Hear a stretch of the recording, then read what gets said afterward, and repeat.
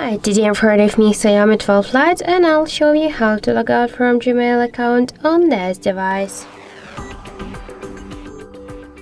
So first let's open the Gmail application and then tap on the right upper corner. Then you'll see here our logged in Google account in Gmail app, and if you want to log out from Google account in Gmail application, we should first log out from Google account on our device.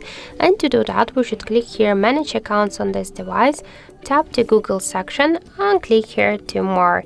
Then click to remove account, confirm your action by click here to remove account again, tap to OK, and if you just use one from the unlock methods on your device, you should enter it. And after that, we can see that in Google account settings was just have no logged in account. So let's go back to the application, and in app we can also see that we just successfully log out from Gmail account. So that's it. Thank you for watching, and if you find this video helpful, don't forget to leave a like, comment and to subscribe our channel.